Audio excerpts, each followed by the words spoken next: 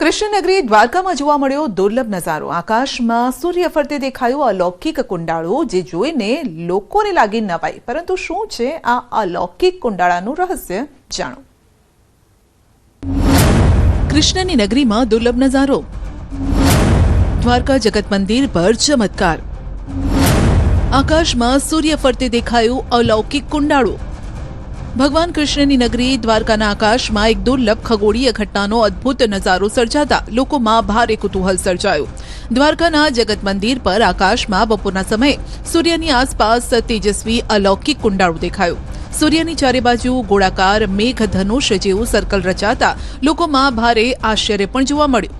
1 એપ્રિલે બપોરના સમયે દ્વારકાના આકાશમાં આ અદ્ભુત નજારો જોવા મળ્યો।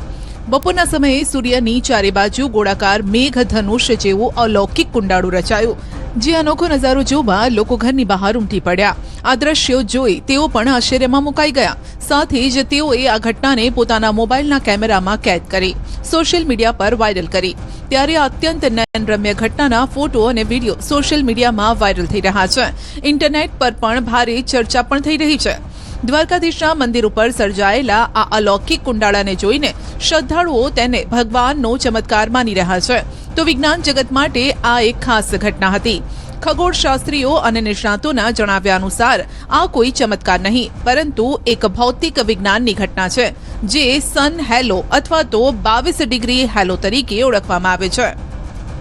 જ્યારે ઉપર ઘણી ઊંચાઈના વાદળો હોય અને આછા વાદળો હોય, ત્યારે ઊંચાઈના વાદળોમાં સૂર્ય અથવા ચંદ્ર આવી રીતે ઝાંખા દેખાતા હોય છે, પણ સૂર્યના ફરતા લગભગ કુંડાળા બનતા હોય છે।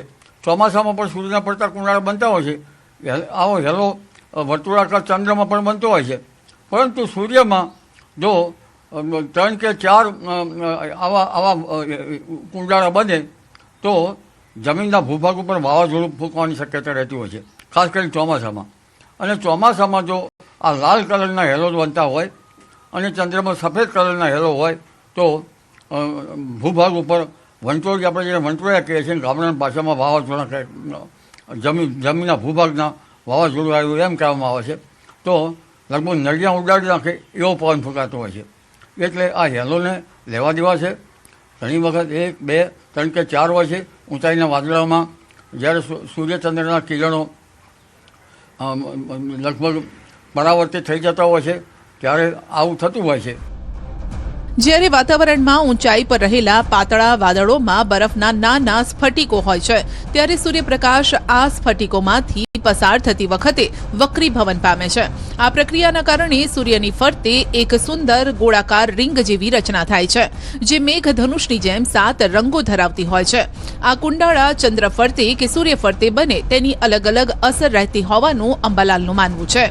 હેલો બને ત્યારે સામાન્ય રીતે પવનની ગતિ વધશે તેવું દર્શાવતું હોય છે। એક કુંડાળું બન્યું છે, 3 કે 4 હેલો બને, અને જો ચોમાસું હોય, ભાદરવા મહિનામાં આવો હેલો બને તો અતિવૃષ્ટિ થતી હોય છે। ચંદ્રના ફરતો હેલો બને આવી રીતે, અને એમાં ચંદ્રને વાદળોમાંથી કુંડાળેલો જોવા મળે તો ઘણી વખત રાતમાં આખી રાત ચંદ્ર કુંડાળામાં રહે, એક રાસવા ઉપર ચડ્યા પછી તો વરસાદ થતો હોય છે। એટલે કહેવાય છે કુંડું ક્યાં વરસે ક્યાં ભૂંડું। ઘણી વખત વરસાદ નથી થતો એવું બને છે, પણ મોટા ભાગે એને ગામડામાં કહેવત છે। એટલે જ્યારે ઊંચાઈવાળા વાદળા હોય અને ઘણી વખત વાદળા ઘેરાઈ ગયા હોય, ત્યારે